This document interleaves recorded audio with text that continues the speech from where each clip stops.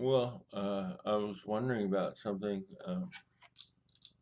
If we could all apply our best coping abilities to something that I was thinking about, right, or kind of stumbled upon me in my own time of stillness.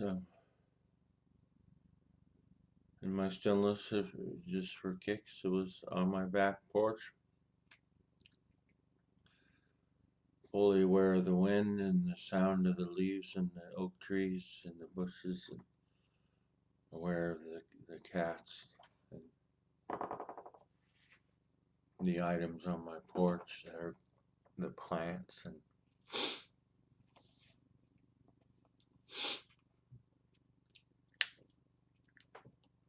fully aware. So, and yet in a meditative state, there was space for me to see something. So this is what I saw. I saw contrasting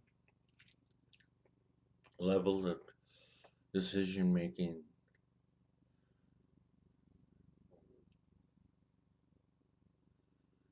It's a stratosphere in terms of what we collapse upon as a choice of action, and even a choice of thought. It's an interesting question. What are thoughts? What is there matter? Is there matter to thoughts? How does it work? Is it just electric? Is it a chemical osmosis or dispensation of some sort? So the space was what gave me this. It gave me, all of a sudden, I realized that I have this morning thing in the morning.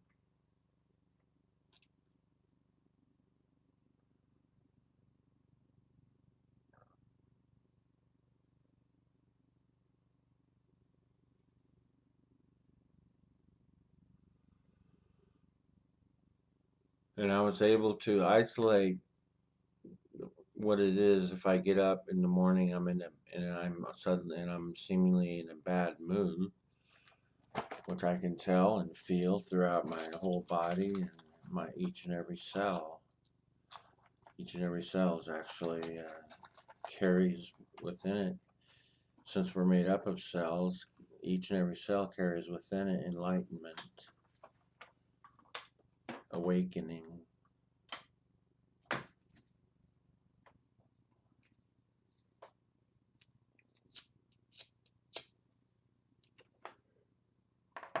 So the space gave me this. It gave me, when I realized I was in a bad mood in the morning, and I was on my porch in a still time, just a little bit, it just snuck up on me. I didn't really plan it, and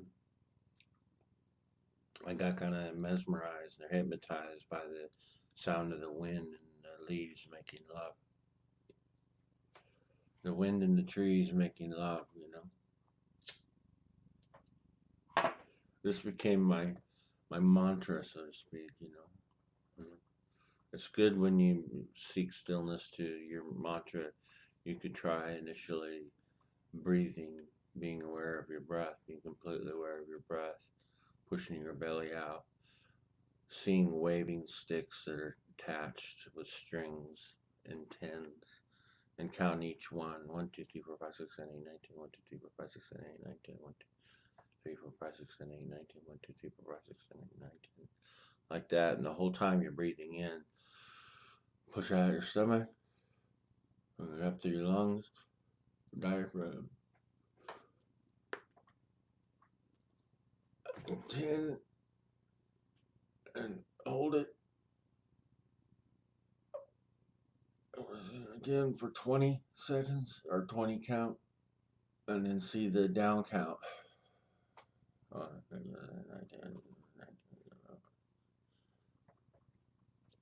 For 30 racks of 10. Picture them in your mind and count them out separately in waves. These 10 sections, tens, count each one. So get the timing. That's germane, or that's workable for you. Time it and count as fast as you or slow as you want, but test how much air you can get into your lungs, into your body first, and then have that be your gold standard. So you can do it fast or slow, medium, probably Goldilocks, somewhere in between. So critical carry is what I name this, and it's a carry as in a male carry with a Karie or Y. I'm not sure. Doesn't matter. Critical carry. So critical carry was saying awful things about me. He was saying you're an idiot. You're stupid. You're gonna have an awful day. You shouldn't have done that. You shouldn't have done that. You should have done this. You should have done this yesterday. Shouldn't have done that yesterday. And I go, and all of a sudden, in a moment in my stillness, it was intrusive. The the thought of that in my mind's eye was intrusive, and it occurred to me that I'll give it a title: critical carry. And so once you stop this sequence of that kind of thought train and have it actually come true into your day, just to stop that sequence is grace, is a gift. To see it as grace. To stop it, it takes a little talent and a little work in the sense that you just identify it and take a bird's eye look, go up above, if you will, and be the watcher and look at it. Look at that rhythm of thought, even though it's one that can fuck your whole day up if you believe it, or if you enumerify uh, and put into action the self-critical thoughts that you might have about yourself, beating yourself up. So if you follow these out and they manifest into your day, then that's what your day will become.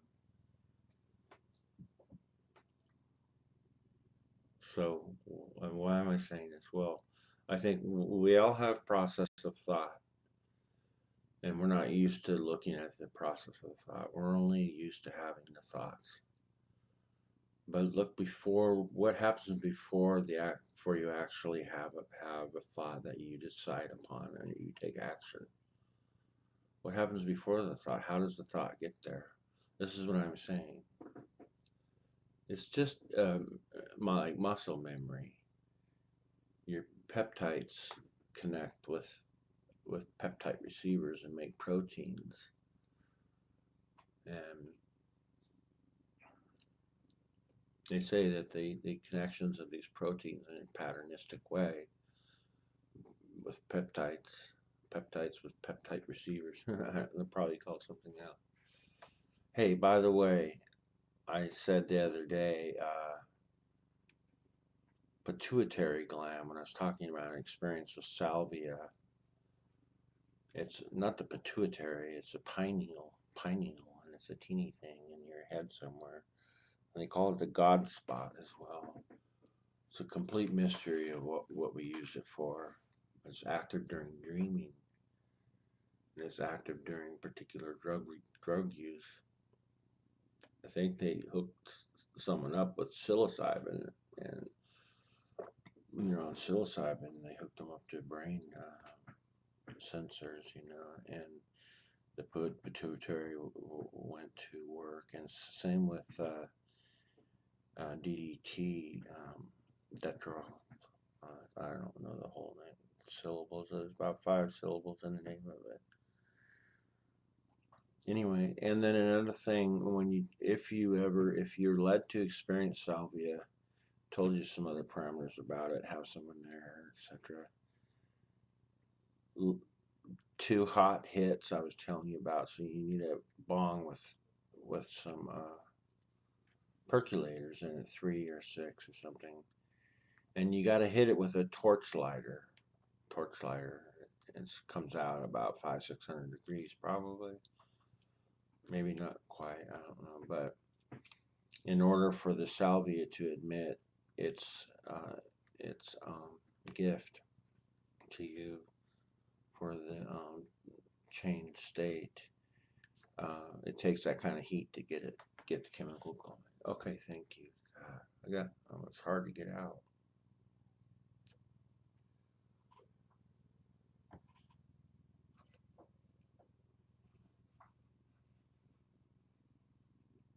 So once you become the looker at your own mind's eyes thoughts or your own thoughts, then if you identify them and you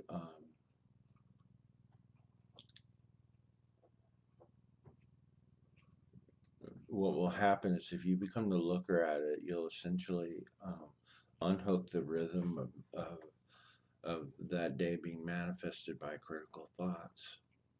If you become aware of it.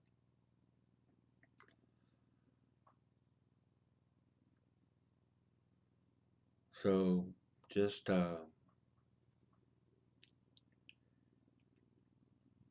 see if you can see your thoughts. That's all.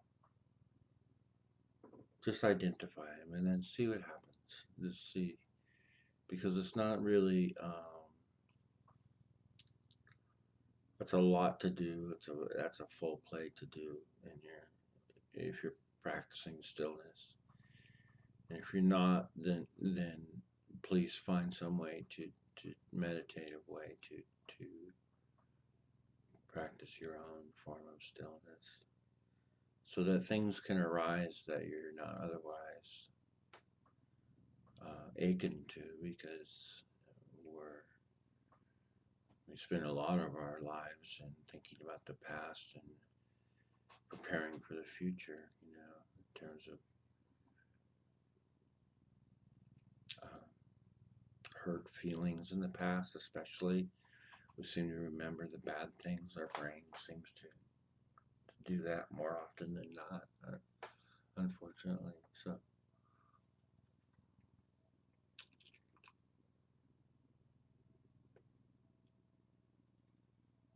that's about it. Give it a shot and see what you can see. All right, nice to be with you.